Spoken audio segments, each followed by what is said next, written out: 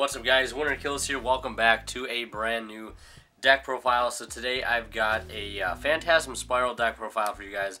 I actually, on my stream the past week or so, I did this thing called Random Deck Week, where I got the chat to give me a bunch of random deck names, and we would draw two for every day and build them and play them. And one of the days we picked Phantasm Spiral, and I actually sort of fell in love with the deck and wanted to build it. And that's why I have it now, and I'm going to go ahead and give you guys my profile. I've had plenty of time to test this on stream, like hours to test this on stream, and this is the build that I've sort of come up with. If you're interested in any of these sleeves or this mat or anything, you can go to imperiumduelist.com. I've got a discount code for you guys there since I'm now officially sponsored by them, so go ahead and check out those links in the description if you're interested. But without further ado, we'll go ahead and get into the profile. And start with a monster. So if you're familiar with this deck, the deck plays pretty much only vanilla monsters, normal monsters in the main deck. And that monster to start is Phantasm Spiral Dragon. We played two of these. It's level 8, normal monster, of course. It's nice not having to read off a bunch of monster effects, which is super cool for once. But it's level 8, water, 2900 attack, 2900 defense. You basically just summon this out on you know, the equip spell. When you do damage or when you destroy a monster by battle, and we'll get to those later. This deck has a very unique way of operating, I think. So, 2 Phantasm Spiral Dragon, and then we have 3 Megalo Smasher. This is like your main workhorse for the deck, I would say. Your main workhorse. It's just level 4, vanilla, 2000 attack, 0 defense. This is your main play starter, your main, you know, monster that you're going to summon alongside Sabersaurus here. Sabersaurus is just, again, a good level 4 normal beat stick, 1900 attack, 500 defense. Just want like level 4 manillas that have high attack points, and you don't want to play too many monsters because it can really brick up your hand because your spells and traps are mainly what make this deck work. So I think just playing these 7 normals is the way to go. Now, how you sort of get access to these normal monsters is a bit different, you know, from deck to deck, and you'll see that in just a second here. We go into our 3 card demise to start off the spell lineup. Now, we don't really ever do a lot of special summoning with this deck. This is like your best turn 1 play because you obviously can't special summon, your opponent takes no damage, but you're not worried about doing any of that turn 1. You're just kind of setting up, so demise fits really well in here. I will be replacing this card, though, however, with the new Pot of Indulgence card when it comes out, because it just fits this deck a lot better since you don't really need the extra deck, and there's no, you know, clause where it says you can't special summon or do damage, because this deck does sometimes require on doing damage, and it does sometimes rely on you being able to special summon still, so that is something to keep in mind. Now we'll go into probably what is the most important spell in the game. That's going to consist of this field spell called Pacifist, the Phantasm City, or it's also called Umi on the field. It's always treated as Umi, which plays a big role later on.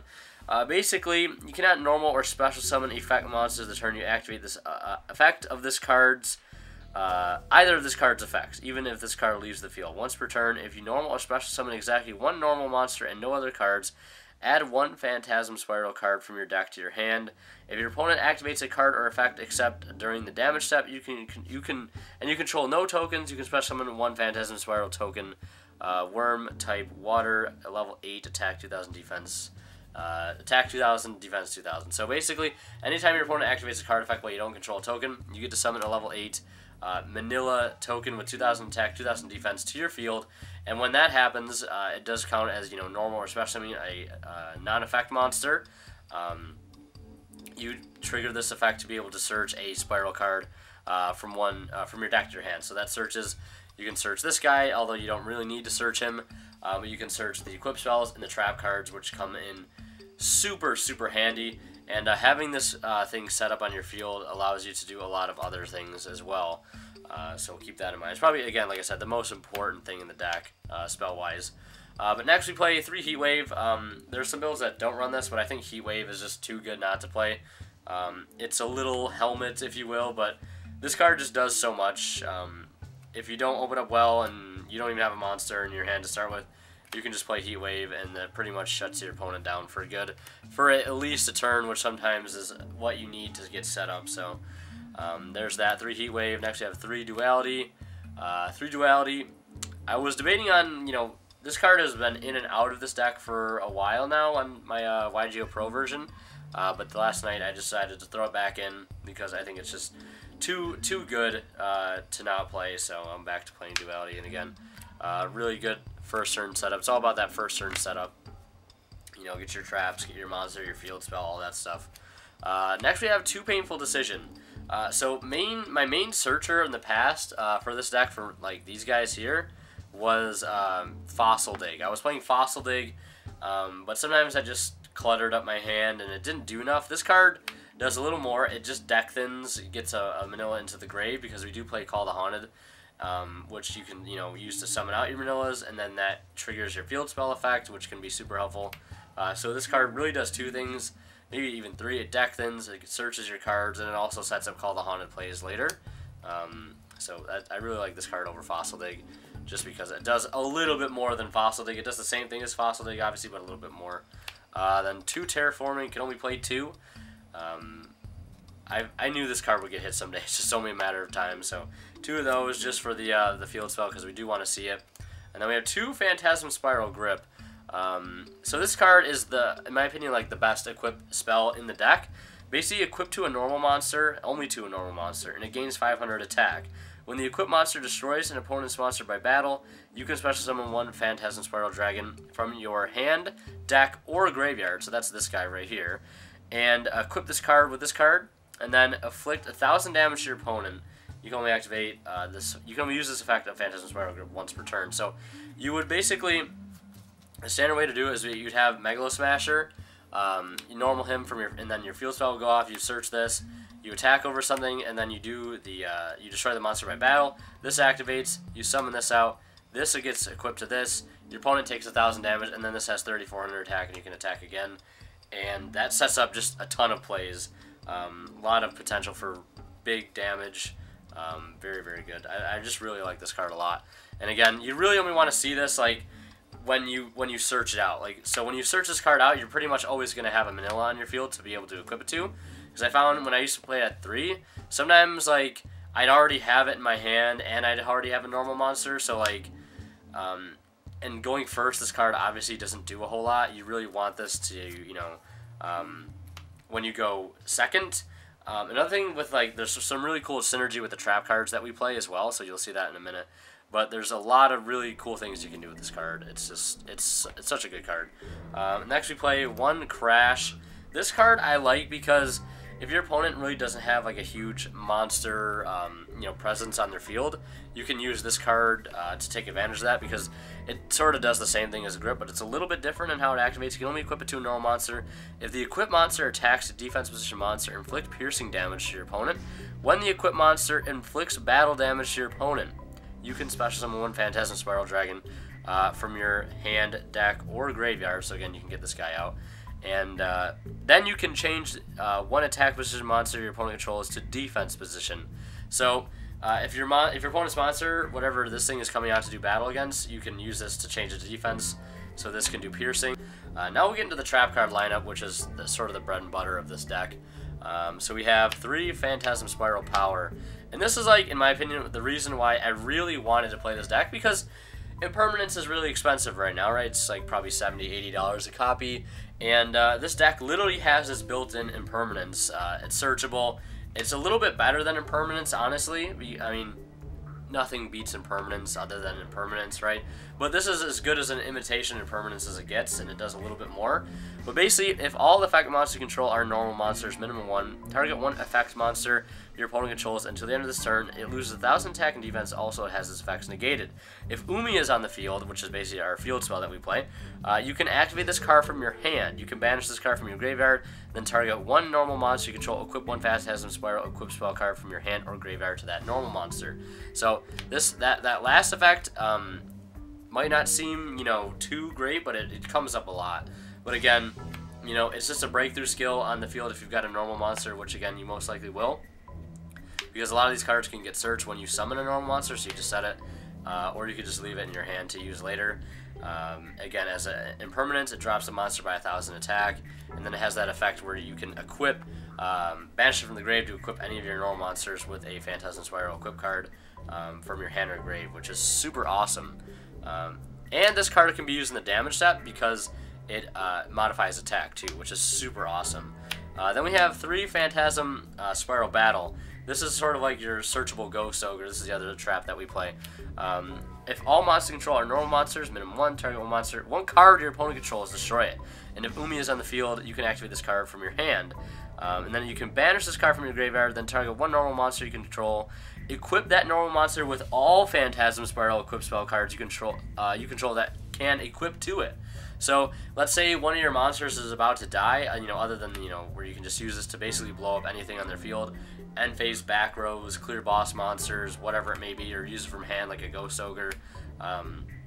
If you have a normal monster and Umi, but you can also use this to, like, if one of your monsters is about to die and it has this equipped to it, you can just quickly banish this from grave and then equip it to another monster. So this, you don't lose that equip spell. It's super, super nice. This card, like, these 2 trap cards just do so much work for the deck. It's so nice. Then next we play 2 Solemn Strike because having more negation power is really good.